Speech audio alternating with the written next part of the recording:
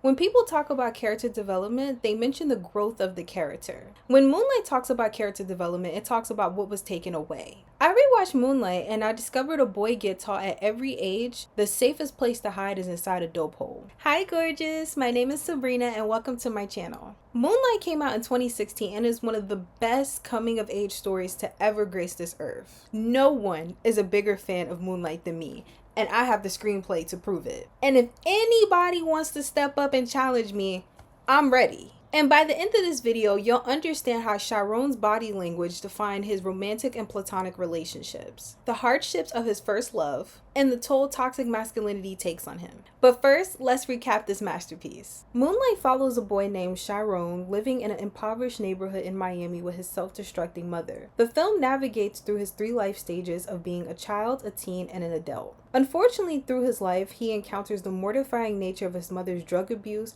homophobia and violence from his peers, heartbreak from his first love, and questioning of his masculinity. Keep that in mind because we're going to break this all down. Let's get into it. Body language. Trauma impacts us all differently, and I noticed during my Moonlight rewatch that Chiron didn't speak very much, but he did, however, speak a lot and very expressively through his body language. The trauma of his surroundings deeply impacted how he interacted with those around him, and it also contributed how he defined himself. We first experience a glimpse of this during Act 1 when he's a child as the nickname Little. At the beginning of the movie, Chiron accidentally runs into Juan, the Afro-Latino neighborhood dealer. When Chiron runs past Juan, he's being chased by the neighborhood kids who are calling him gay, and they're also calling him a combination of gay slurs. The kids chase Chiron into a drug hole, which the movie refers to multiple times throughout, and this drug hole becomes very prominent to Chiron in more than one ways. The kids start banging on the door, and when they don't get an answer, they decide to run around back to start breaking the glass and throwing things on the inside. Chiron covers his eyes as a means to cope, and it's really a heartbreaking scene to experience because Chiron at the time has to be no more than like 10, 11, and he's experiencing bullying to this severity. It's also so disturbing and unsettling when you realize that Chiron believes that it's a lot safer to be in a dope hole than it is to be outside with his peers. And let's also keep in mind, the boy that was banging on the door had a stick, so there is no telling what they were planning to do to Chiron. After spending hours in the dope hole trapped, Chiron decides to leave and he picks up a pipe. What I found so intriguing about this scene is that based on Chiron's body language, he doesn't even flinch. He doesn't have much of a reaction when he picks up this drug pipe, and it makes me realize that he has encountered this pipe before. I love how much Juan is very playful with Chiron because when he busts in, he doesn't immediately run towards him. He keeps a perfectly good distance and he asks him questions that are not so invasive. And I feel like that really ties in my whole theory about Chiron hating outside, hating home, because Juan and no one else knows the full extent of what Chiron is going through and what he's going to continue to go through. In the next scene, Juan takes Chiron to a diner. Now, he's sitting there and he's watching him eat and he asks him, "Hey, what's your name?" But of course, Chiron doesn't answer and he says, "Listen, I got to get you home, little dude. You got to tell me your name. You got to tell me your address. You got to tell me something." And he says this because he's worried about his safety. He's like, "Hey, you can't be running around these dope holes." This causes Juan to take Chiron's food. Now, it wasn't in a mean way, but it was more so in a "I'll give you what you want if you give me what I want" type of vibe. But Chiron sinks into himself and he bows his head in submission. And this was one of the first instances that we really get a full explanation of the trauma that he has endured. I registered this action immediately that Chiron was being abused. I didn't know the full extent of it when I first watched the movie, but on my rewatch, it really became present considering all the signs were there. And the way that he separates himself from the conversation, he doesn't respond. He doesn't even look at the food again, which already off the top of my head lets me know Chiron is not being fed well. Now, in the Black community, bowing your head is disrespectful to do because a lot of elders feel like you're doing a disservice to yourself. Now, bowing means something completely different in many different cultures. Sometimes it's a representation of respect. Sometimes it's just mutual understanding. But in the Black community specifically, we don't like the idea of bowing your head, and that also just comes from the fact that you are willfully submitting your power to someone else. Essentially, lowering your head means that you have something to be ashamed for. But if your body is a temple, there's nothing to be ashamed for who you are and what you stand for. To me, this is Chiron's first instance of being ashamed of something. And being ashamed of something in this particular example is the fact that he is ashamed to eat. And the food being revoked from him is something that he seems very familiar with, which also adds a very disgusting and just sickening and nauseating level of how far his abuse it really is going. Juan immediately apologizes. He apologizes not once, not twice, but 3 times. And he reiterates, I'm not going to do you like that. I'm very, very sorry. And I think that this is so important because in the Black community, Black parents or just Black parental figures, they do not apologize.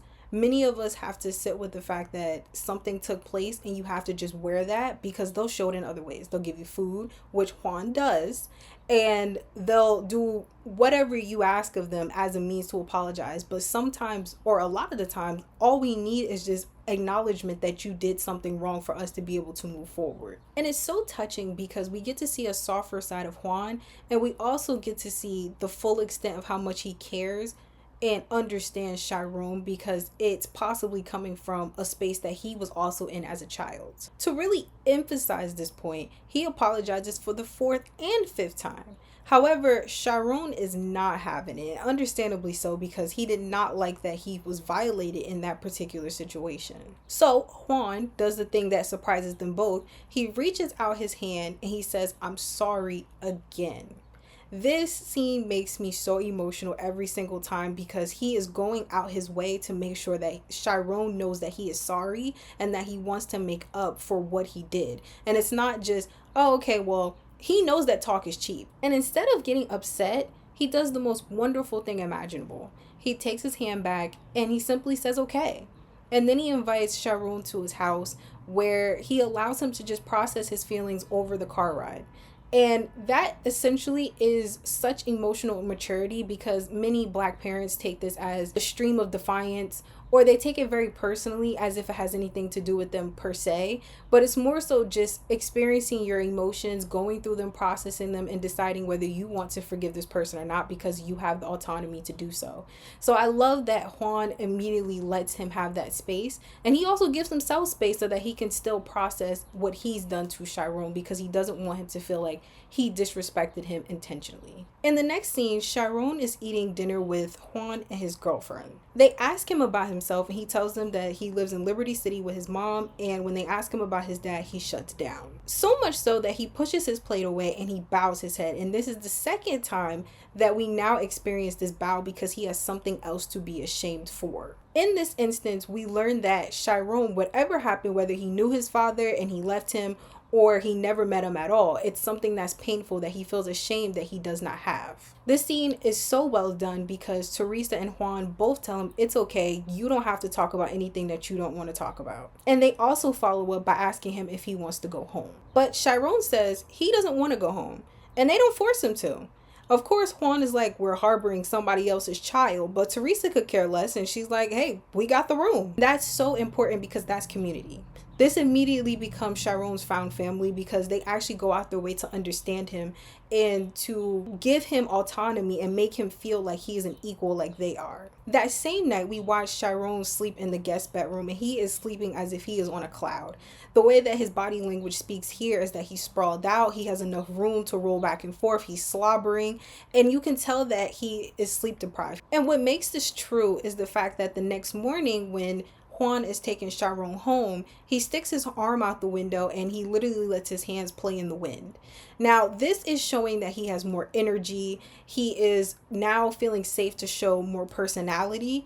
And when he first came across Juan, he seemed a little bit tired. He was already even further exhausted from being chased, but this was a moment of peace for him. So this is the movie letting us know that Chiron feels so safe here that he now can feel the wind. He's not running against it. He can now have experiences without having to survive. And truly, it's something that little that you don't realize that you take for granted. When they get to Chiron's house, his mother literally comes screaming, running to the door because she's like, hey, where have you been? And understandably so, because as a mother, your son didn't show up and then he shows up with a grown man. I could definitely see why she would blow the whole block up. Juan tells her who he is and he says, hey, I found him in a dope hole on 15th. She looks at him with this very odd look and then she bows her head. Now, this is the first instant that we get another character to bow their head. Now, she's bowing hers because she has something that she is ashamed of. Most likely because she possibly hangs out around these dope holes, which we'll find out later that she does. What makes this so interesting is because she seems so unsuspecting. She's a nurse and she clearly just got off the night shift, which the screenplay actually does tell us that she got off the night shift. And you would not imagine that she would know where the dope holes are. But, you know, Juan doesn't further dig into this. He just accepts that she knows. And he goes into saying that he was really scared, Chiron, because these boys were bullying him and they pretty much scared him off in there. Now, her next statement is really what starts making everything connect. Now, my first watch, I was just heartbroken that Chiron was going through this. I never really paid attention to all those crucial details. But she says, well, Chiron should know better. He always takes care of himself, or something along those lines. And it enraged me because what do you mean this little boy should know how to take care of himself? He was gone all night. You didn't call the cops. You couldn't have been that concerned to know where your son was. And you waited until he turned up in the morning? Are you serious? This speaks to how Black children have to grow up faster than they should, because she should have instantly thanked Juan for having her child and keeping him safe, and she also should have reflected as a parent her own negligence. However, she decides to blame Chiron for this, and we see him bow his head again. In this whole conversation, Chiron bows his head every time she talks to him because she makes him feel shame, even though she's the one who should be shamed. In the next scene, Juan pulls up to his house and he sees Chiron waiting outside for him. So he decides to take him to the beach, which is one of my favorite scenes in the whole movie, because this is where we start to see them really bond with one another. And it also shows that Chiron trusts him enough to go with him places without him needing to ask him if he wants to go. Let alone, he showed up to his house. So that's him making an effort to progress their relationship. What makes this scene so important is the fact that Juan tells Chiron that he's going to teach him how to swim because no one in his life has taught him, and many Black Americans do not know how to swim. In fact, a lot of Black children literally drown a year because they don't know how to swim. So this movie educating Black Americans the importance of swimming is so important, especially because it's also just symbolic about how we're scared. Many of us are scared to get in the ocean. I know I'm someone who's afraid to be deep into the ocean, but it teaches us that we're so afraid of something that can give us so much relief and freedom. I also have to acknowledge the fact of the historical implications that have made it this way for us to be afraid of large bodies of water. Many of our ancestors were thrown off slave ships into the ocean, and thus they were fed on by sharks. And because so many of our enslaved ancestors were thrown overboard, sharks literally changed their patterns to follow slave ships to feed. There was even a time not too long ago when Black activists in 1964 went into a whites only pool and the hotel owner poured acid inside. So this is such a powerful scene because he quite literally tells Chiron to just relax, to just roll with the currents. And this attests to Chiron feeling constant panic in his life and feeling uncertainty about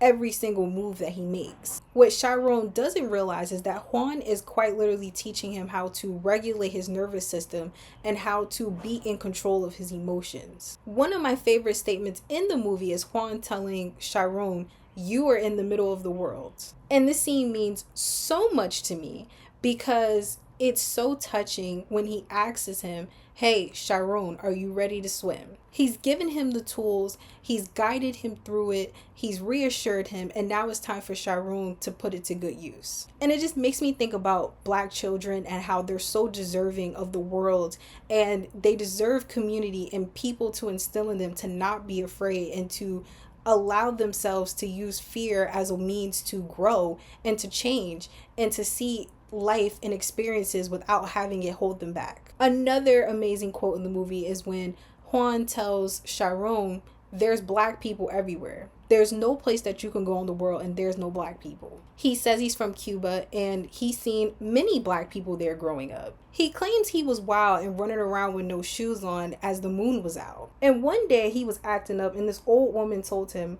running around and catching up all the light. In moonlight, black boys look blue. You blue. That's what I'll call you. Blue. Hilariously enough, Chiron asks him, is that your name? And this is the first instant where Juan doesn't laugh. He says, no, you get to decide who you want to be. And no one can make that choice for you. Yet again, Chiron bows his head and he doesn't say anything. When Juan takes Chiron home, he asks him, hey, did you enjoy swimming? Chiron doesn't answer because they're not on that basis yet where he talks so freely. He offers a smile, the first smile that we see in the first half of the movie. I love it because this is a core moment for both of them, and they were just two black boys being vulnerable on the beach under the moon. And now we're at the stage of teen Chiron. Now, as a teen, Chiron has a childhood friend named Kevin, which we'll talk about later on. Chiron and Kevin were the closer friends, but now that they're teenagers, they're kind of not that close anymore because they run in different circles. However, Chiron has feelings for Kevin, and presumably Kevin has feelings for Chiron. But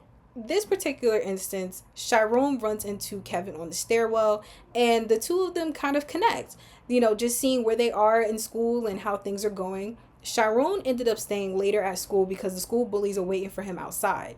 So when he runs into Kevin, Kevin says he has detention and he got detention for sleeping with this girl in the stairwell. This makes Chiron very uncomfortable and he does not feel a desire to continue to keep talking to Kevin. Kevin doesn't pick up on this body language, but we do. And we understand that it comes from a place of jealousy and also just hurt because he likes him, and the fact that he felt so inclined to share such a graphic detail of this relationship, which I said we'll talk about later, it disrupts his peace. But that doesn't stop there. When he goes home, he wants to go lay down. His mom tells him, you can't stay here tonight.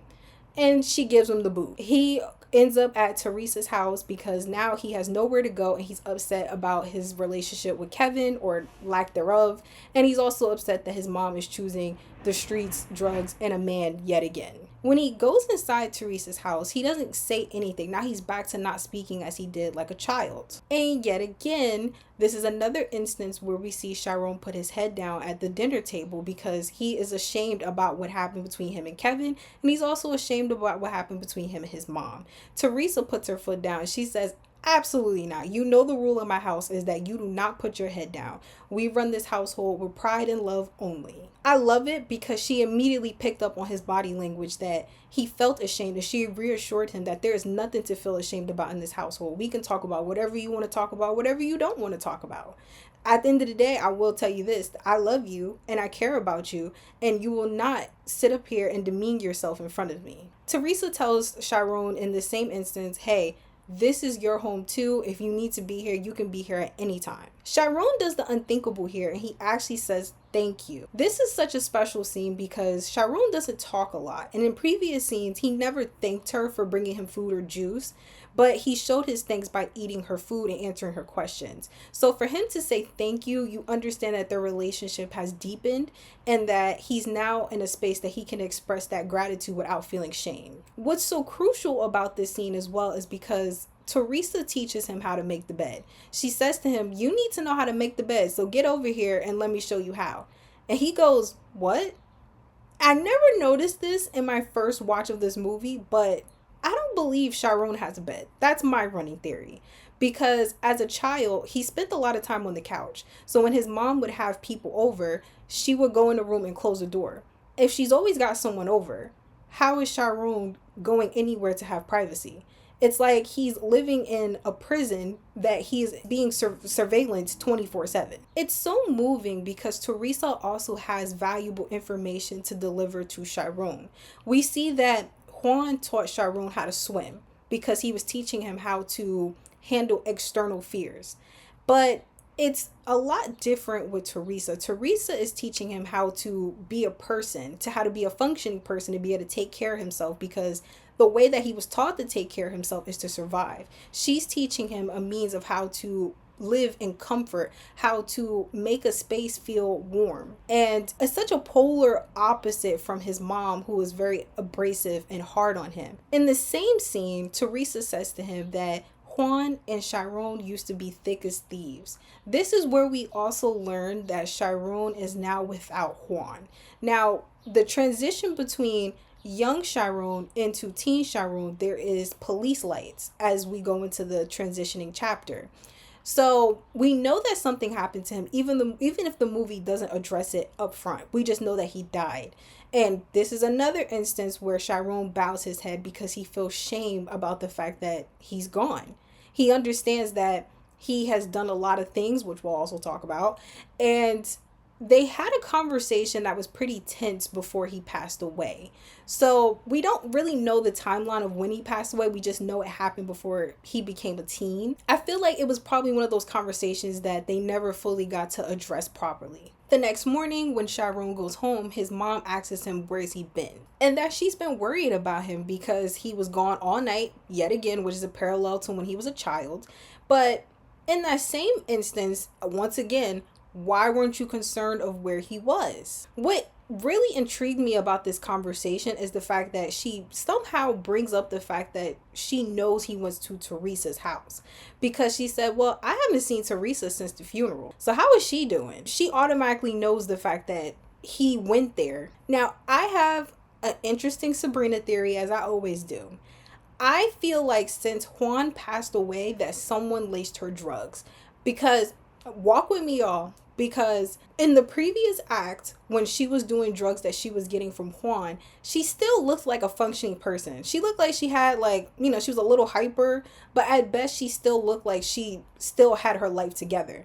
But now that we're in act 2, her teeth are yellowed, her skin is yellow, and her hair is not slicked back as it usually is, but it looks like it's breaking off. And she stopped taking care of herself. So now she's really in the trenches with her drug addiction. So it makes me think that not only was she laced, but now she's being put in a position of someone being in charge of her.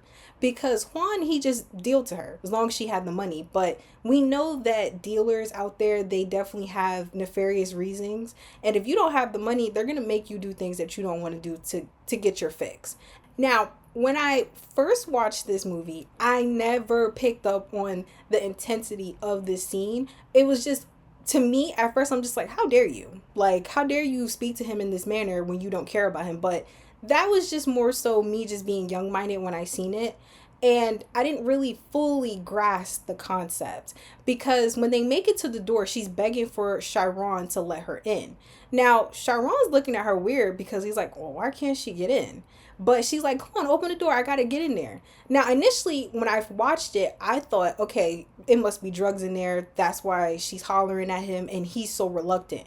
But no, the scene is a lot deeper than that. Chiron refuses. In fact, he doesn't even move. This is a parallel to when he's a kid and she's screaming at him, because now he's in a paralyzed state because he doesn't know where she's going to go with this next because of how unpredictable she is. I felt like this was representative of him being afraid of opening this door mentally, physically, spiritually, emotionally. I'm convinced of this because she forcefully opens the door, and this shocks the heck out of not only Chiron, but me as well. He's like, I thought, and he immediately chases after her. So all you hear in this scene is him saying, mama, mama, mama. But she doesn't answer, and she is hurtling through the house, because now this is furthering her trauma and making her stand accountable for how she has made her son feel. Now she's turning to drugs. This makes Chiron feel awful, because this was just a testament to see if he still loved her or not, and clearly the love is not home no more. It's also just heartbreaking because he folds his arms and she's like, I need money, give me money. He tells her he doesn't have any money, but she's not trying to hear that. So she literally shakes him down in the most traumatic, traumatizing way imaginable, literally pulling at his clothes, pulling at his book bag, because she knows that Teresa gave him money. Now, Paula, Chiron's mother, literally says, hey, I'm your mother, not that bee. What I thought was interesting that I was able to internalize is the fact that Teresa and Paula are so much alike. And if Paula actually put her differences aside, she would realize that Juan is dead. And Chiron's father is not in the picture. And it's very traumatic for both of them. However, Teresa is just grounded in the fact that she did all she could for Juan. She let him make his own decisions as his partner. Now, it's debatable whether she should have ended up with a man like Juan in the first place, but he at least treated her well from what we saw. He didn't stress her out, and she knew that he's a grown man that makes his own decisions, and eventually that's just how the streets are. They swallow you. So she has no choice but to be grounded in her own principles and take care of herself. Whereas Paula, she was literally abandoned with her son. And now she has to figure out how these bills are going to get paid. She has to make sure he's okay. She has to keep her job of being a nurse afloat. There's so much as a single mom that's weighing on her. So without that support, she turned to drugs as a means to cope with all of this. And now we're at the stage of Chiron being an adult. He wakes up into cold sweats because we learned that he has PTSD from his mother. He's standing in the living room. His mom is in the hallway, and there's a pink light cascading from her room. She is screaming at him. Now, initially, when this happens in real time, when he's a child, we don't hear what she's saying. But we get to hear from the adult version what was being said, because I feel like this is a parallel that when he was a kid, he blocked out the noise because he was so used to it. But as an adult, he's able to have clarity and process his trauma as he's gotten older, that she says to him, "Don't look at me." So now we know that the reason he bows his head is because she reinforces that he has to be in shame for looking at her. So now, as a person, he was taught that he has to bow his head to others when he is confronted with conflict or confronted with his emotions, because all his mom ever did was yell at him. Also, if you're currently enjoying the video, please don't forget to hit that like button. Complexities of a first love. First loves are said to be your worst heartbreak. It's highly recommended to have your first heartbreak or your first love when you're young, because as you get older, it starts to get easier. However, I don't believe that heartbreak gets easier. Like, people literally die from heartbreak. So I essentially feel like you just realize that the world just keeps going. So you kind of have no choice. That's one of the more tough existential concepts of life. Life doesn't stop for you. So it's heartbreaking because you can't stay in those emotions. And if you do, it'll be a detriment to your life. The beauty of Kevin and Chiron's budding relationship starts when they're children. I absolutely love and adore the little version of Kevin and Chiron because it absolutely melts you. Just how sweet and just innocent they are before the world just wrecks them both. Kevin asks Chiron, why did he leave the fields after they were playing soccer with these group of boys? Chiron says, I don't know. And Kevin goes, yeah, it gets boring after a while anyway. And then Kevin walks off with him. What makes this scene so magical is because Kevin follows after whatever Chiron says. But Chiron isn't affectionate, but Kevin makes him soft. Kevin listens to him and he does whatever it takes to make him comfortable. Which is why in the same scene, Kevin asks Chiron, is there blood on his cheek? Now, you would think a simple yes or no will do, but this is the softness that I was speaking about, because Chiron doesn't think anything about it and he literally cups his chin. And he keeps his hand there for a little while before he removes it. So Kevin laughs and Chiron's like, what? Kevin's like, nothing, you're just funny. Now, I interpreted this scene that you're funny was just simply him not being able to express how he really felt about it. Because, I mean, come on, they're 10-year-olds. So he can only have that heart fluttering feeling, but you could tell it overwhelmed him, and that's all that could come out his mouth. But one thing's for certain, I appreciate that Kevin doesn't make it a big deal. In fact, he encourages it, which is why he laughs. Which translated to me that Kevin already had a crush on Chiron. Chiron was the only one that hadn't caught up yet. And I feel like the movie literally tells us this because he cheeses the whole scene. I'm talking his face, his jaws would have fell off with how hard he was smiling. Now, keep this in mind, because when we go to the next scene after that, Chiron ends up walking into a classroom where Kevin and a bunch of other boys are standing there and they're all measuring their genitalia. One boy even asks Chiron, who invited you here? Chiron doesn't say anything and Kevin's like, hey, are you alone? I thought this door was locked. Kevin, you could have thought that door was locked, boo, because Chiron definitely came in there and it looks like you invited him, but you didn't want to take responsibility for the fact that you did. So when Chiron shows, his genitals, Kevin decides to show his. Now, mind you, in the same scene, just a few minutes prior, Kevin already showed his. So there's no reason for him to show his again now that Chiron is here. But what makes this scene so intense is the fact that Chiron looks at Kevin's, and then he bows his head. This is shame. Now, remember earlier, like I said, the body language, this is shame now that he's first experiencing in his romantic relationship, or crush rather, at this time. This is when we get the first instance of Chiron's sexuality. Now, he is feeling shame because he knows that this is something that boys don't naturally do. Like, you know, obviously, I've come across many boys who have said that they've done this little circle thing or whatever, you know, take that for what you will. But he knows that what they're doing is not what Kevin and the other boys were doing prior. This is something deeper. And given that they're children, I don't even think there's a sexual element to it whatsoever. I think it's more just the vulnerability of revealing himself to his crush and his crush doing it back. So it's a deeper bonding, if you will. Now, Kevin is also going out his way to make sure that Chiron doesn't feel embarrassed for the fact that whatever he's getting ready to show, he won't be bullied for, because Kevin's got his back. Because remember, now we talked about this earlier, Chiron was being followed and chased after by boys who were calling him the F slur and they were calling him gay. And this was one of those moments where he thought to himself, am I? Because this whole scene definitely stripped him and Kevin of we're just friends. It's definitely something more, but we don't really know how to acknowledge what that more is because they're children. But he just knows that there's intense feelings here, and it's also mutual, which makes this whole scene feel so shameful. But what I did learn here is that Chiron is now enamored with Kevin. Now we're off to the next life stage, which is teenage Chiron. Now we're going to go back to what I mentioned to you earlier about Chiron seeing Kevin on the stairwell.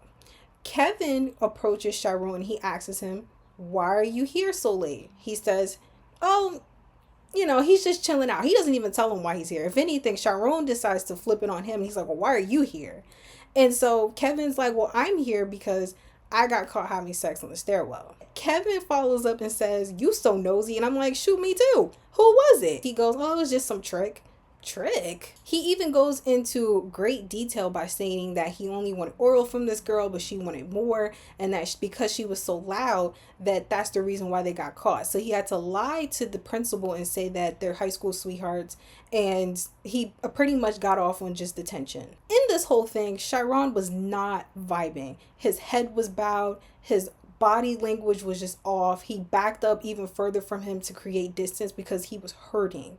And I also realized this is when I noticed that Kevin and Chiron are not that close anymore, because younger Kevin would have known that Chiron was not comfortable, but teenage Kevin feels like he has something to prove. We also know that this is a flirting tactic because many loser men will use this as a means to make the significant other that they want to be with jealous, or think that because they're telling them they're sleeping around, it makes them more desirable. This is a parallel because when they were kids and they were in that circle showing their genitals, he literally says to him then that he needs to keep this a secret. So he knows that Chiron can keep this a secret because no one has talked about the fact that they all did that, not even the boys that were there. But it's almost like an instant flashback for Chiron because he immediately looks down and then up at Kevin, and then he kind of cowers back a little bit. So it's one of those scenes that was so personal to him, and now it's kind of losing its meaning for the fact that it doesn't mean that much to Kevin anymore. It's a subtle detail for Chiron because this is his remembrance of Kevin, of who he used to be, and now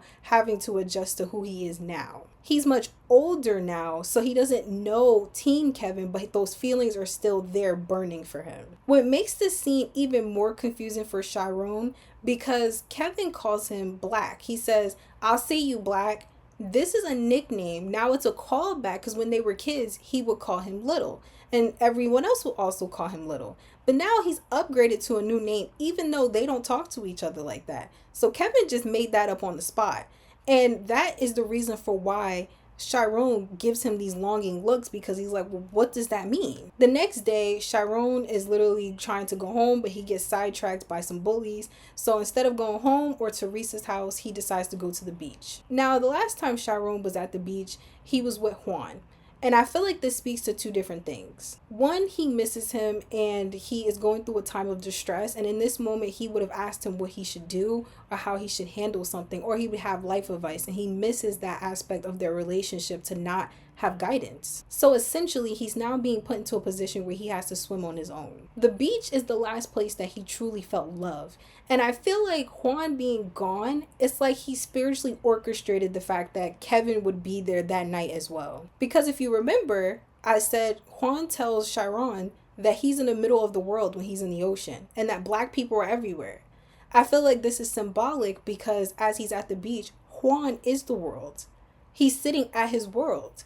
He's everywhere. He feels him everywhere at this last resting place that they were, that we know of. So Kevin being there, it makes a clearer picture for both of them. They're two black boys who are blue, who are now getting ready to go through a transitional life stage, as Chiron did when he was with Juan. Black boys look blue. I feel like my interpretation of it is that it represents vulnerability, it represents joy, it represents defining who you are. This very moment defines not only him, but it also defines Kevin and it defines their relationship. Chiron asks him, why does he call him black? And Kevin immediately gets a little emotional about this and he goes, why, you don't like it? Chiron doesn't really answer that exactly, but he's like, well, no average guy does that, because now he's questioning the actual intentions of Kevin, because as I said, the confusion of going out his way to tell him about his recent sexual experience and then calling him black, a nickname, and now they're at the beach all buddy, what's up? And I feel like this is a parallel to Kevin just not caring as they did when they were kids, because he literally says, well, the type of guy that's about to put you on this blunt. Now, he is the king of avoiding answers and just being upfront in other ways. So essentially what he's saying here is, listen, I don't care what other type of guys are or what they do or don't do. What I am going to do is do what I do, and we're going to move forward in that way. And then this is where the vulnerability starts. Kevin mentions how the breeze feels really good and how this breeze only comes across every once in a blue moon in the hood, and it's the one moment that makes the hood freeze and everyone take in the experience. Chiron says it's like feeling your heartbeat, and Kevin says, yeah, it feels really good while staring at him super intently. Truthfully, Kevin never needed no drugs to be able to be this open and flirtatious with Chiron. And this is when we start experiencing joy, because the two of them, even though they're smoking, they're having a good time. This is that hood feeling where they're experiencing the peace and serenity of not having to perform, and it's just the two of them. Their walls can come down. They can share things that are uncomfortable, the bad things that are happening in their life, but they can also laugh about it. Now, the defining moment is Kevin saying that the breeze feels so good that he could cry. Chiron asks him, do you cry? And it's almost as if he's anticipating this answer, like he's never met another guy who cries. So, of course, Kevin goes, no, but it makes me want to. Chiron says something so prolific to me, because he says he cries so much that he feels like he could be a teardrop. I feel like I relate to this so hard, because there's been moments in my life where I've cried so much, and moments in my life where I went through a period where I didn't cry at all because of how much trauma I was enduring and how many feelings I had to get through at this very age, like Chiron is. But of course, Kevin tries to sabotage this moment, because he's just like, oh, you trying to be like everybody else that just essentially rolls in their sorrows. And Kevin doubles down and says, this is what you want to do. And Chiron says he wants to do a lot of things that doesn't make sense. And I love that he also doubles down on his stance that he is going to feel even if Kevin doesn't. And Kevin says, well, I never said it didn't make sense. But this attests to me that he is projecting and hard. He doesn't have the emotional capability that Chiron does. Thus, Kevin asks him, well, what do you want to do with yourself? I thought this was also a funny callback between the both of them, because Chiron makes this a joke and he says, well, you nosy, dang. But Kevin sees this as an entry, and he takes this as a challenge to throw his arm over Chiron's shoulders, and he says, you getting smart with me? This causes the two of them to lock eyes, and now they're staring deeply into each other's souls. Chiron leans in pretty hesitantly, but Kevin has no issue following suit, and the two of them share a deep kiss. To me, this reflected that Chiron is willing to be bold. He is bold, but Kevin can never be as bold as Chiron. Chiron lives in his truth, whereas Kevin is a pretender. Kevin takes it upon himself to give him a hand job. This was Chiron's first sexual encounter. I love the gentleness of the scene because Kevin's embracing him and he's guiding him through this new experience. Once the sexual encounter is over, Chiron literally apologizes and he bows his head. And I'm like, baby, this is consensual as it gets. Literally, you consented to a kiss and the freaky frog Kevin decided to take it much further than that. It can't get no more consensual than this. You can't be embarrassed for doing what you did in his hand because that was his choice. But what makes this beautiful is that Kevin reassures him immediately and he's just like, there's nothing to be sorry for. And I'm like, period. There isn't nothing to be sorry for. But the two of them cannot stop looking at each other because now they have defined their relationship even if they don't want to acknowledge that they did. To me, this read as two black boys soaking in the light and it being so blinding that it's now hard to ignore. When Kevin takes Chiron home, that's when those feelings really start to set in for both of them. This is the final stage of defining, as I mentioned, with being under the moon. You can't lie and pretend under the moon. This is the vulnerability. This is the joy.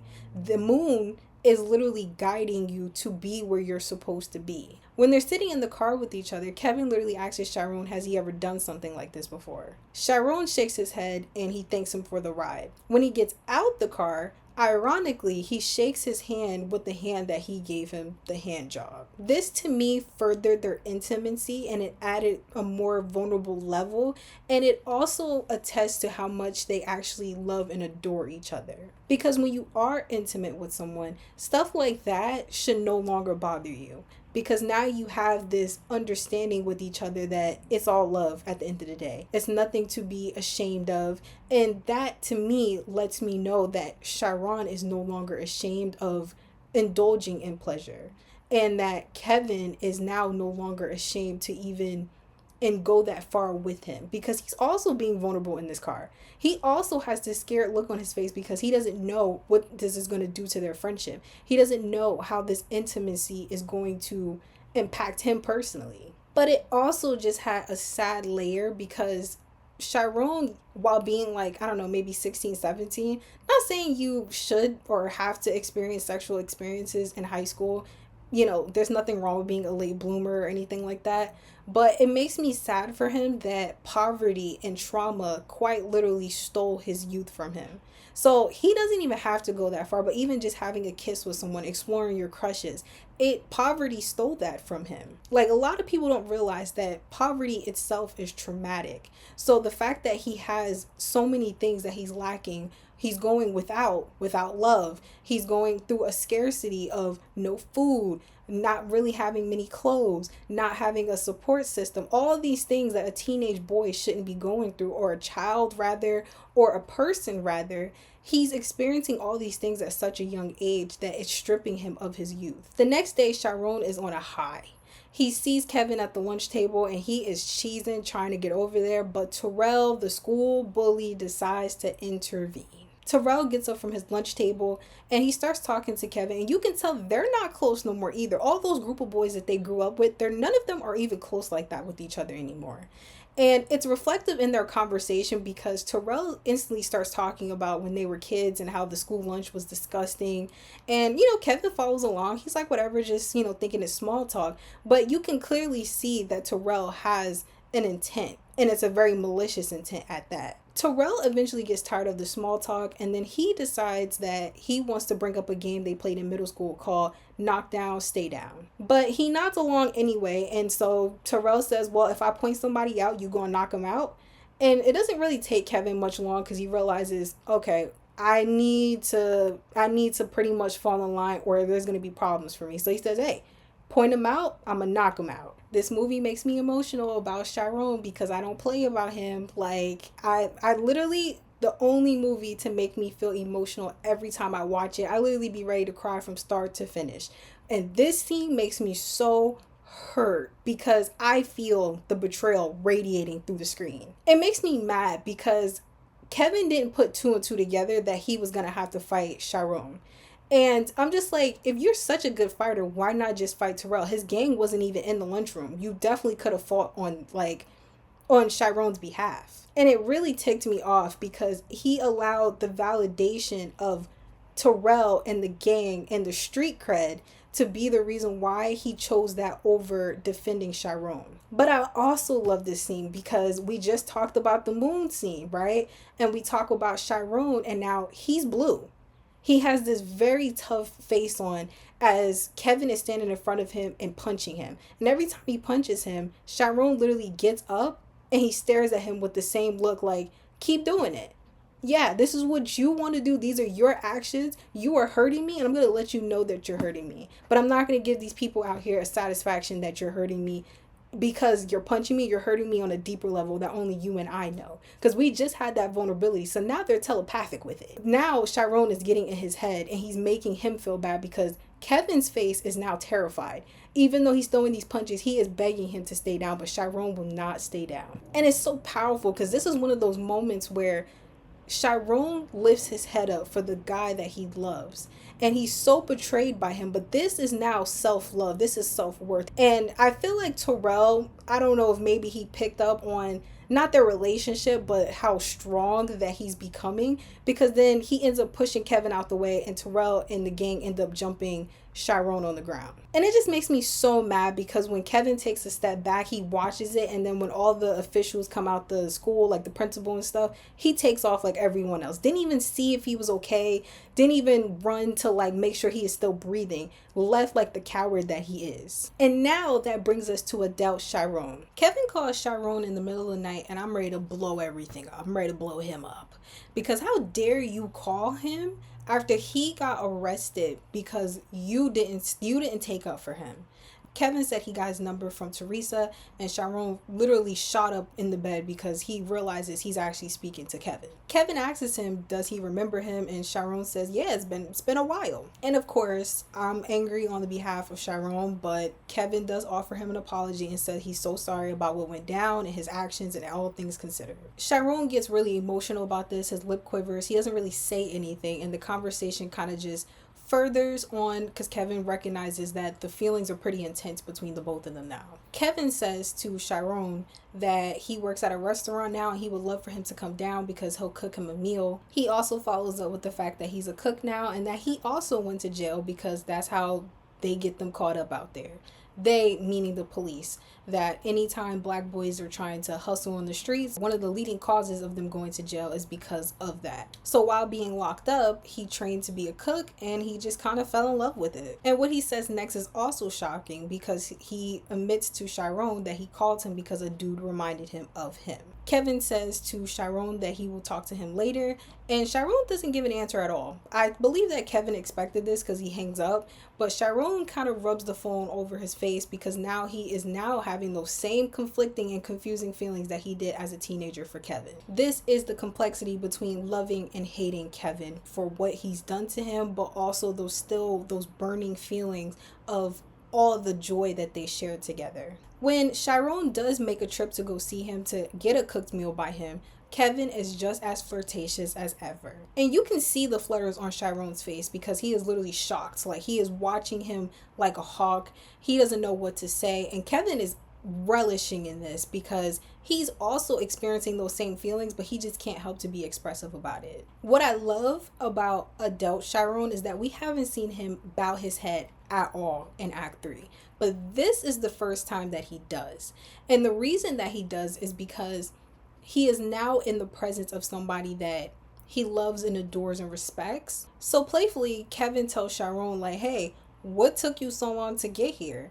Now, Chiron is literally stuttering, fumbling at the mouth because he doesn't know how to answer. So he literally regresses to being a child, to being a teenager of not speaking, and he bows his head. Immediately, Kevin is like, not in my house. And he tells him, hey, you here now. There's no reason for that. And I love these subtle callbacks that all the characters do as every single person is developing. Like initially, remember, like I said, when previously that Kevin stopped picking up on those cues when they were teenagers because he didn't think that Chiron was into him. But now he's like, well, I kind of have some validation. You came to see me, so we're reuniting. So there's something there, and now I can read you again. Now we're mutual in that feeling. But he's still a little off put because he doesn't know where he stands. But he knows enough that he is, like I said, relishing in this moment. I saw it as him partly being in shame, but I also saw it as him licking his wounds as a way to say sorry that I wasn't able to reconnect with you sooner. So Chiron does what he does best, and he nods, which is also very regressive and cute. And Kevin picks up on this and he goes, you haven't changed. What shocks the heck out of me and Kevin is what Chiron follows up with next. He says, well, I do know how to say that you said you were going to cook for me.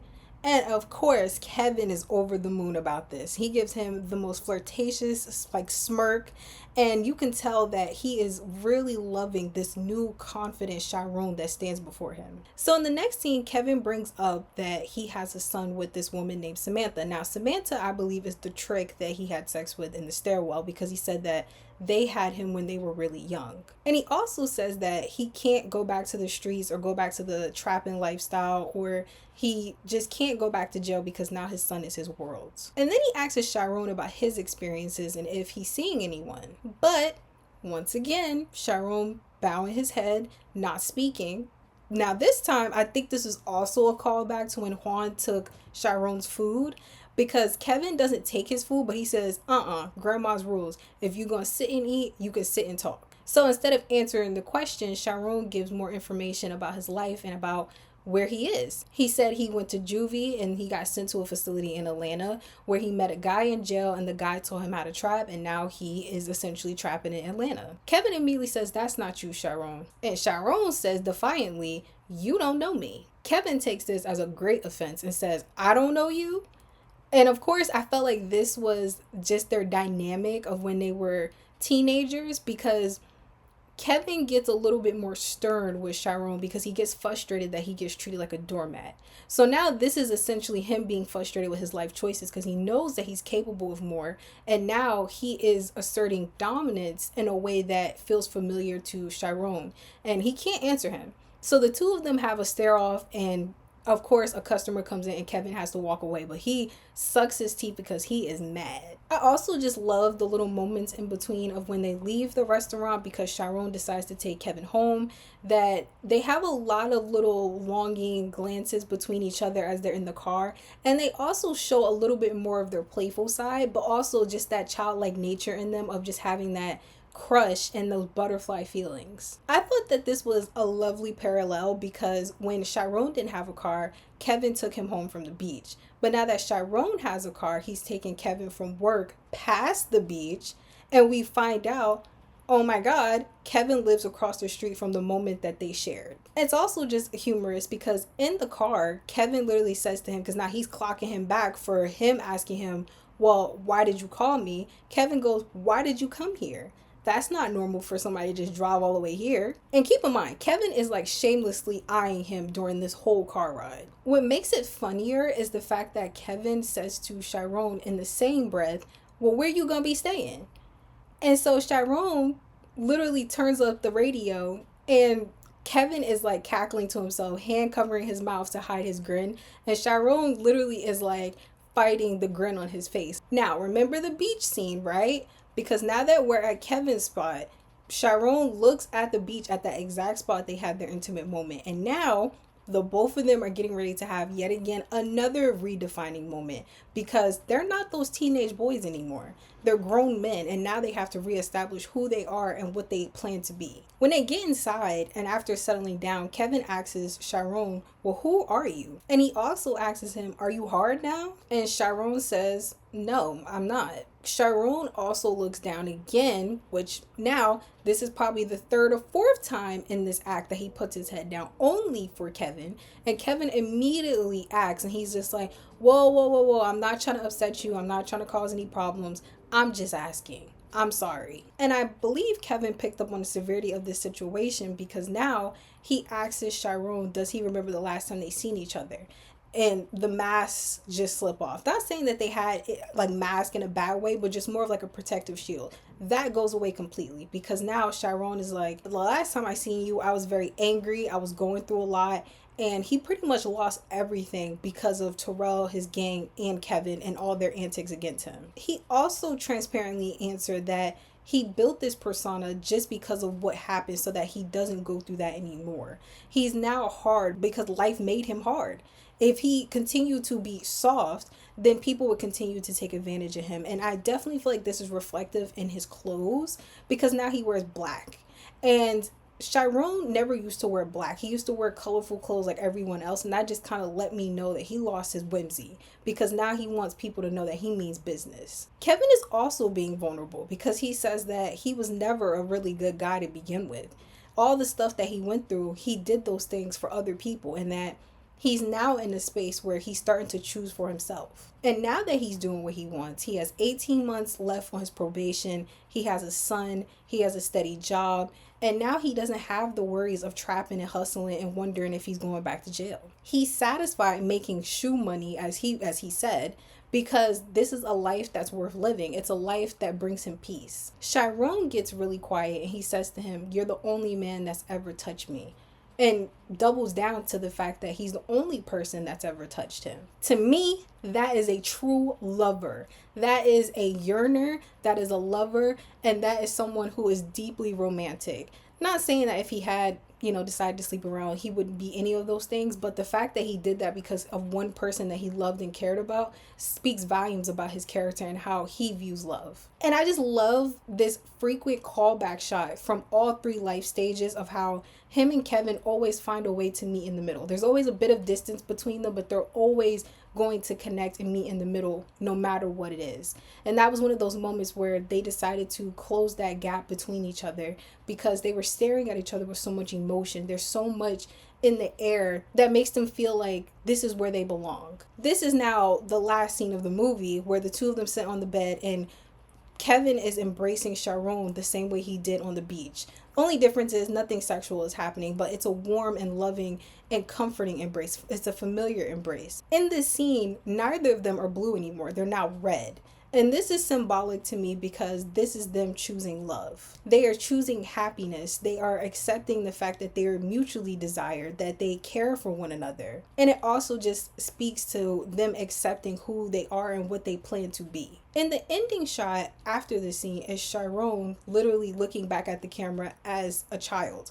This to me is his inner child, and it attests to the fact that he will never forget his inner child, and he is now tending to his inner child because he is being the utmost vulnerable. He's accepted that he is a soft guy, not in a derogatory way. I don't even think there should be one, but he's accepted that he's a soft guy, that he loves another man, and he loves him proudly. He also understands and accepts the fact that he doesn't have to pretend, and just because he was groomed by his environment to be a dealer doesn't mean that that's all he has to be. This is all full circle because the end of the movie is about forgiveness. It's about forgiving his mom. It's about forgiving Kevin. It's about forgiving himself. And now this is the defining moment that he waited for years to be able to make. As for my last point, toxic masculinity. We see this behavior in how Chiron's family and peers treat him. One of the first instances in which we see this is when Chiron is outside playing with a ball that's not really a ball in that open field that we've mentioned in the previous theme. Now, the reason why I keep referring to this ball as not a real ball, because when I actually paused the scene, I looked at it. It's literally just paper balled up multiple times with tape literally all over it. And this also just attests to how impoverished his community is. This is representative of how many Black children live in communities that don't tend to them and don't take care of them to nurture them, to give them the same opportunities that other communities are afforded. They don't grow up with real balls. They don't grow up with basketball courts. They don't grow up with soccer fields or baseball fields. All they have is imagination in open fields. In fact, I never noticed that Chiron was being cornered by these boys with the ball. I'm not really sure if they were planning to hurt him because they were kind of giving him these weird looks as they were kicking it his way.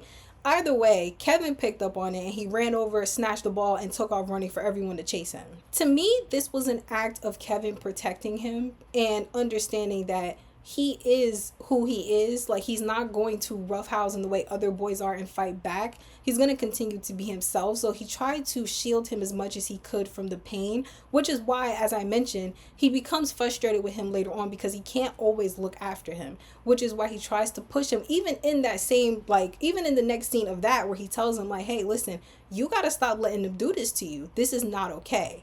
So it definitely made me realize that while Kevin was going through his own form of toxic masculinity and being influenced by his environment, he did everything he could to make sure that Chiron was preserved, and he didn't necessarily have to, but he was also pushing him to survive. Now, another scene that takes place is when Juan is on the streets and he's talking to Terrence, which is one of his workers, and like as he did in the beginning of the movie. So as he's talking to him, he notices that someone on the block is sparking up in the car. And he's like, yo, you letting this happen? Because, like, this is very dangerous. As the whole block can be cleaned out and thrown in jail. And he says, nah, like, I don't have nothing to do with that. I don't let people do that, which I think is a lie. Juan is not convinced either, because he walks over there and he sees Chiron's mother in the car. He is not pleased. This is such a painful scene because Chiron's mother, she gets out the car and she is going off because he's like, you need to go home. And she's like, who are you talking to? And you know what? I don't like his mama, but I agree with her on this, because who you feeling like? And she asks him, are you going to raise my son now? And he says, are you going to raise your son? And she gags him, child, because she said, and you going to keep selling me rocks? Talking about drugs. He doesn't answer her, and he bows his head, because now this is the first instance that we see of him bow his head in shame. He is contributing to her addiction knowingly. Then she sparks up in front of him and blows it in his face. And she also doubles down and she says, hey, I'm getting my drugs from you, not anywhere else. Not to mention, she also starts further going off by saying, you know, you gonna explain to my son about why he walks like that? Juan is not playing that, because he's like, close your mouth. And she's like, nah, are you going to give him the conversation? Since you think you better than me, you going to raise my son. Are you going to be the one to have these hard conversations with him in the way that you're trying to now judge me for? To me, this speaks to the problem in the Black community. We are oppressed. Yes, we go through a lot of pain and suffering, especially historically, that have now carried on to us. Yes, and I also just want to reiterate that this is very nuanced as well. So it's not so much of this person's a bad person, this person's a bad person, exactly that. But it's more so attesting to the fact that there's a lack of self-awareness about what certain people are doing to further harm the community, even though we are oppressed under a much bigger bubble. And if your environment is actively grooming you to be a dealer and to partake in drugs, as it did Juan, because now he is a dealer, as it will do to Chiron, because he also becomes a dealer, then you can't blame them for essentially being a part of a system that teaches them this is the only way to live. But that doesn't mean that they're not exempt from criticism. Juan is out here hustling for him and Teresa to have a happy life and to live. He is putting food on the table. He is making sure that his people eating well. Chiron is eating well. But then it makes you think, wait a minute. Y'all happy. Y'all in this big old house. Y'all got food on the table. What about your people? Why are you doing your people like that? Why are you poisoning your community when you yourself are not partaking in the actual poison? You just because you're not doing it, you're okay with giving it to other people, got your community looking like zombies. You okay with the fact that your community is now bringing in young boys, putting them on the street, teaching them that this is an opportunity they should be grateful for. Terrence literally says, his worker literally says to him, hey, thank you for the opportunity, in the beginning of the movie when Juan asks him how his mom's doing, because I guess his mom's in the hospital. He's like, she's doing well. So we get insight there that Terrence only took this job because he quite literally needed to help his mom with her health issues. So you capitalized off that. You hurting your community, Juan. You part of the reason as to why your community can never progress. And I also feel like, as I said, this is very nuanced, but this is also speaking to the toxic masculinity of you got to be the man of the house. My sister literally tells her son, you don't have to be the man of my house. You can just be a child. You deserve to just be a child and to be able to take care of yourself. And I can be able to take care of you as an extension. Like, it's really crazy how toxic that is in the Black community, because it puts so much pressure on boys to grow up feeling like they have to go to extreme lengths just to make sure their family is good. Like, in a way, I understand that they're trying to ingrain, like, hey, your family got to eat, so you got to get the means to do it. But there are ways that you should do it and ways that you shouldn't, because not only is dealing dangerous, you can lose your life, but your family can also lose your life because of your choices. Juan also falls guilty to toxic masculinity because he calls Chiron Teresa's boyfriend. Now, this is a heteronormative thing that I absolutely despise.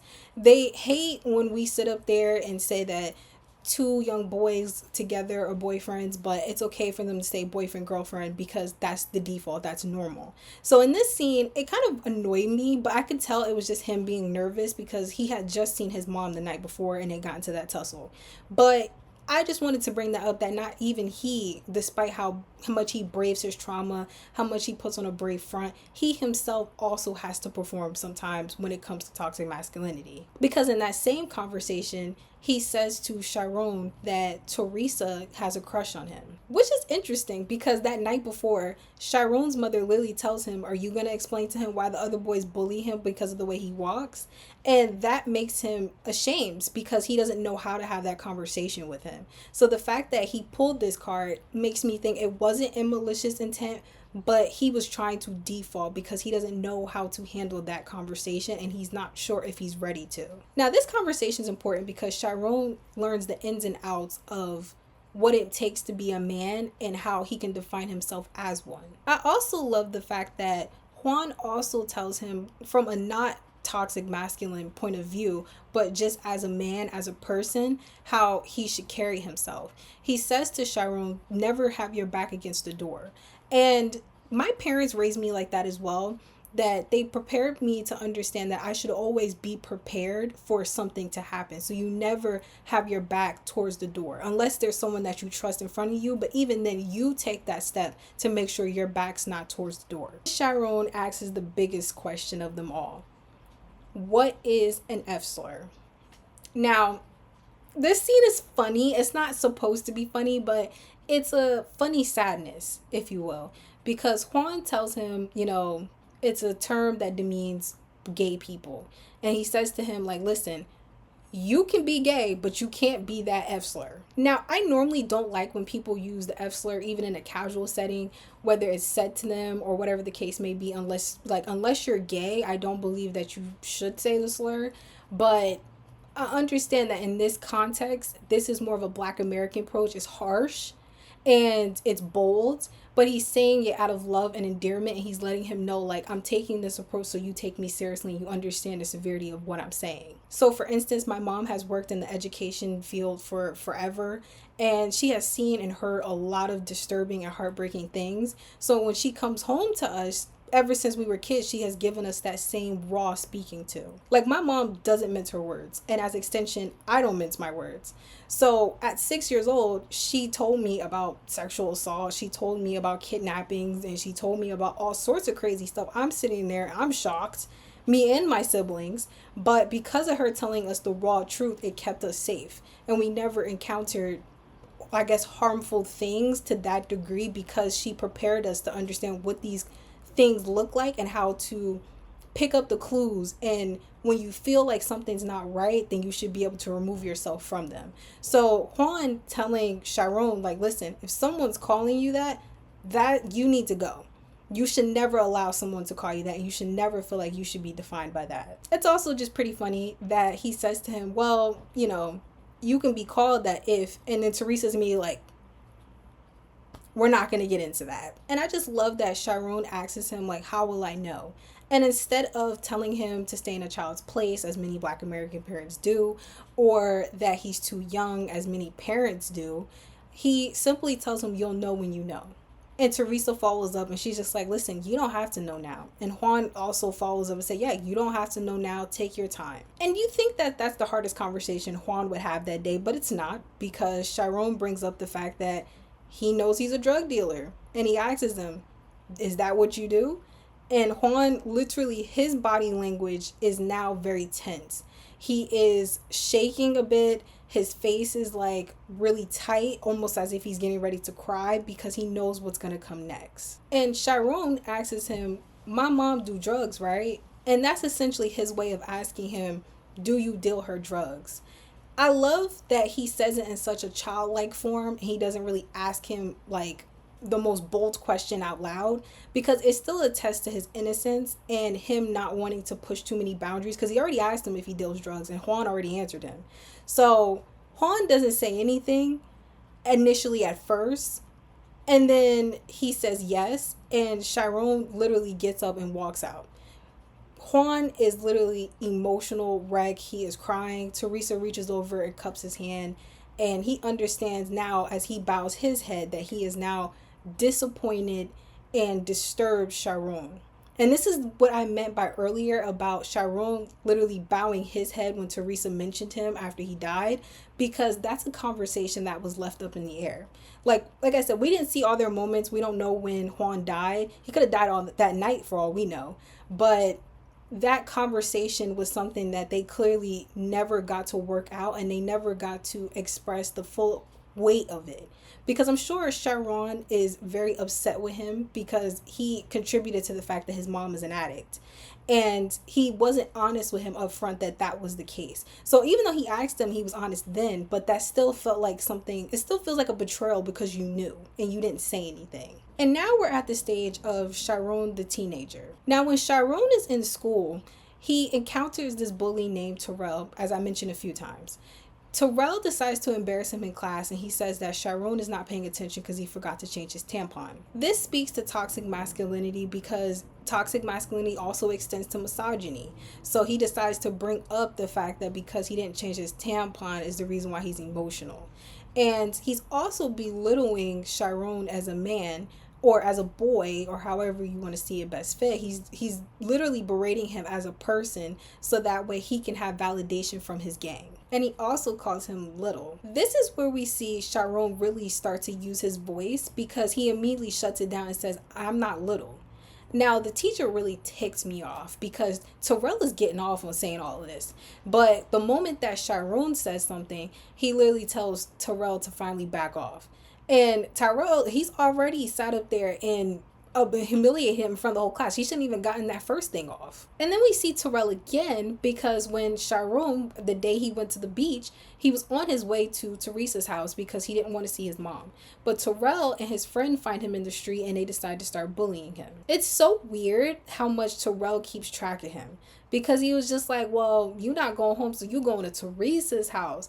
And so his friend is like, well, Teresa is Juan's girl, right? And then this causes Terrell to get really disrespectful. Terrell asks if Teresa gives oral, and he says Paula does, which is Chiron's mother, and she's getting cheap these days because all you got to do is give her rock, which is drugs, to be able to get her to do whatever you want. Chiron grabs him up, and he's like, yo, why are you talking about my mom like that? Terrell says he's not with that gay stuff. And this immediately upsets me, because you came to him on some toxic stuff. He tries to defend himself, and not only do you berate the women in his life, but you also call him gay for simply grabbing you up in the way you grab him up. And then what really got under my skin that made me feel disgusted was he was just like, listen, I'm not like that, but I can definitely give you something. He says something along the lines that he'll give him more than he can handle. I don't think that's a very straight thing to say, and that also doesn't sound very consensual either. And I don't like saying abusive characters are closeted, because while that can be the case, sure, I just feel like it pushes the actual accountability on the wrong party, because the issue is not necessarily people being closeted. The issue is that people feel like they can be harmful and weaponize the fact that they're possibly closeted, or weaponize the fact that they're miserable to hurt other people. But I don't believe that Terrell is closeted. You could probably have a view that he is. There's a lot of evidence pointing to the fact that he could be. However, what I do think is that he's intimidated by Chiron because he's not very expressive, and he doesn't get like too bothered by his antics. Like, yeah, he'll get frustrated if like how he was about Teresa and Paula, but otherwise he kind of just rolls with it. Y'all want to beat him up, go for it. I mean, he'll do his best to avoid them, but he never really backs down from a fight. And this reaffirms that, because Chiron literally says F him. And then on top of that, Terrell says, I'll mess you up. And then he calls him little again. And then he also says that his jeans are real tight. Also speaking to toxic masculinity. Now, I know a lot of people initially thought that the tight jean comment, like, yes, he's also saying that he's gay because he has tight jeans compared to him and the guy he's rolling with currently. But I don't think many people realize that Chiron literally just, his pants are tight because they don't fit him well. He is poor. His mom has sold everything in the house. They don't even live in the previous house as they did in Act 1. They now live in the projects. And now that they live in the projects, which is a much rougher part than where they initially lived, he definitely doesn't have any clothes. He doesn't really change clothes that often throughout the movie. And like I said, Paula is never, she's always home with guests, so he's never really capable of being in the house. And any money he ever got from Juan and Teresa, Paula would steal it. So how is he going to ever buy himself clothes? And we know that after this scene, he goes to the beach. He doesn't go to Teresa's house, which I think is very smart because Juan is gone. He's no longer there to protect Teresa. So this was really smart to throw them off, to make them think that he's going somewhere else. And he actually does end up going somewhere else out of her protection, because we know that how gangs can be, and because they already called out the fact that Juan is dead, she's clearly a target in their eyes. Luckily, nothing ever happens to her. And now we get to this part. My absolute heart. My heart. Because Chiron literally gets beat up so brutally. The day he got jumped when Kevin was there, the principal takes him to her office and she tells him, hey, you're not a man. And Chiron says, you don't even know. And she's like, no, I do know. You're not a man because you're sitting in front of me and you're protecting these boys when I can have them arrested right now. I can do something about it. Why are you protecting them? And it really just disrupts my spirit to see him cry and just break down. He's just like, you don't even know. And that scene just kind of fizzes out because as she's talking to him, she's apologizing, which I thought was beautiful. She's like, listen, I'm sorry. I'm not trying to talk to you all types of crazy or make you feel any type of way. I just want to make sure that you're going to be okay. But he's tuning this out because now he is so consumed by the trauma and vengeance because he's already made up his mind. He's coming for Terrell. And child, I'm waiting for it too. I'm not sure if days go by or if this is the next day. All I do know is that Chiron puts his face into the sink and he's icing it to bring down the swelling of what took place. So when he goes into school that same day, he walks in and people are looking at him because he is walking like a demon. Like he is moving fast. So when he gets to class, he sees Terrell there. He picks up a chair, no pleasantries to anyone whatsoever, and pop, right over the head. So immediately I was like, oh, get him, Chiron, get him again. And you know what? He gets him again. He stomps him out something nasty. I'm like, oh, get him again. But unfortunately, the only person to get justice is Terrell because Chiron gets arrested because he's at that age now where he can be. And I guess he almost killed Terrell, which he should have. And now he gets put up in the cop car. And like I said before, Kevin just looks at him and Chiron gives him a nasty look, one of so much hatred. And maybe it was a good thing. Maybe distance does heal all because I feel like if he had come out of jail right away to go back to school, him and Kevin would have had it out. And now we're finally caught up to adult Chiron. I guess you have to be the change that you want to see because Chiron literally ices his face every morning now. And this is just representation of when he gained his voice and his strength. Because beating his bully literally changed his life. Like quite literally, he went to jail and now he's in a whole new state, living a whole new life.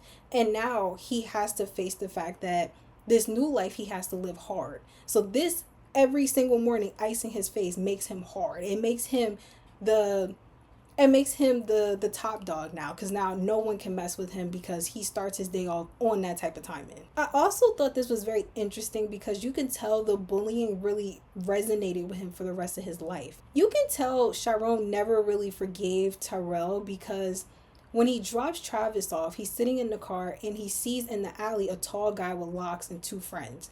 Now, this is a parallel of how Terrell used to hang out with two boys. He always used to have two boys with him and then sometimes he would have a group with him.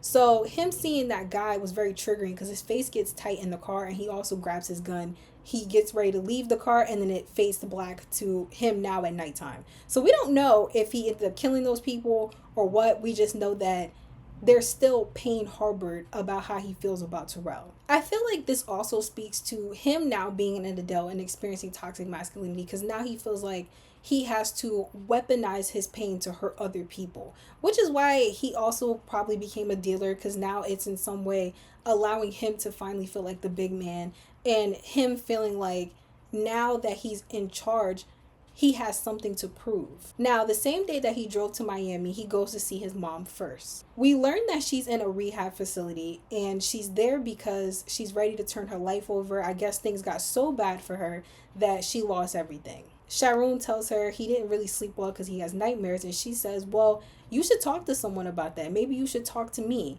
And I had to laugh because I'm like, girl, why would he talk to you about it? And she's like, I know, but you can't keep living like this. And in that same breath, she talks about Teresa and she asks how she is.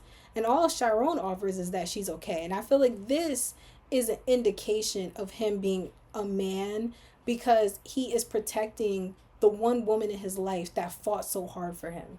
He is essentially being a man of the household, even though he's not there, but it's not in a toxic way. He loves her so much that he is willing to do whatever he can to protect her, and he knows that his mom has weaponized Teresa against him in the way that she speaks about her. Paula asks Chiron if he's still in them streets, and much to her dismay, she is not happy about this and tells him he needs to quit it. He gets really angry. He says, what's it to you? Like, essentially, I'm here because of you. You weren't there for me. Well, so much so without saying it. But she already picks up on it. And she's like, I know I'm not someone that you want to hear this from. Because he was getting ready to get up and leave. And she grabs him and say, no, you're going to listen. You're going to sit here and hear what I have to say. I absolutely love this scene because she is truly being a mother here. This is the first and only time we see her truly mothering, because she lets him know, like, yes, I have no place to talk. I ruined your life. I ruined my life. But I can save you. You don't have to die in the way that Juan did. You don't have to follow in my footsteps of possibly doing drugs. You have so much potential. You deserve more than what you did because of what you've been through of going to jail. She says to him, your heart don't have to be black like mine, which I think is representative of his now street nickname, Black. Like, I realized that the reason why he calls himself Black is because Kevin called him Black. And now it also makes sense that him calling himself Black means that he's hard up, he's cold. And she's telling him, you don't have to be Black. Another defining moment. You can be Chiron, the boy that I know and love. Now, I'm going to be honest with y'all. I'm not a very forgiving person. I feel like if someone shows you who they are the first time, you should believe them. And I especially think if someone pains you or causes you so much suffering, that you should leave them where they are. Maybe one day I'll see forgiveness through the eyes of Moonlight. You know, I watch it every year. I learn more stuff about myself. I change my mind about certain things after I see it. But so far, I have seen it every single year since it came out. And personally, forgiveness has not changed for me. And I'll be completely transparent about that. Because if y'all get in the comments and y'all tell me, Sabrina, somebody hurt me, trust and believe, I'm gonna be like, all right, where your address at? Let's go find him. Or if you get in the comments and you tell me, oh, someone hurt my feelings, whether it's mom, dad, dog, cat, whoever, I'm gonna tell them to choke on your behalf. Like, that's just who I am. That's loyalty to me. I don't play that. Like, I look out for my people and I want my people to look out for me. So when my community comes to me and you guys get in the comments and y'all share vulnerable things, I'm on your side. And I feel like that's how I feel about Chiron. Like, I'm on his side. So the fact that his mom did this, he can forgive her, but I surely don't. In conclusion, I will always love Moonlight because the characters feel so raw. Like, their character development is so beautiful and natural, but it also lets us know that these characters are not perfect and they'll never be perfect. And they have such unforgivable aspects of them, despite how lovable they can be at times and despite how charismatic they can be. I also just relate a lot to Chiron because time doesn't wait for you, and trying to figure out your identity through trauma is something I've done as a teenager, as a child, and now as an adult. It makes you grow to understand that it takes true strength, and you've got to be chosen on some level to be able to brave this and be able to use your voice and do good with it. Like, Chiron literally got wrapped up in so many things that he didn't really stand a chance. He wasn't able to do so much good in the world. But now that he's being retract, and now he has people in his life who are also fixing themselves, this will influence him to now also be better. Chiron is truly a force of a character to me. But I always recommend this movie to people if you're trying to understand your sexuality, or even if you're trying to persevere when you feel like the world is stacked against you. Thank you for watching, gorgeous, and if you enjoyed this breakdown, please subscribe for more movie reviews. And if you want to continue watching, click the video on the screen. I'll see you in the next one. Bye, gorgeous!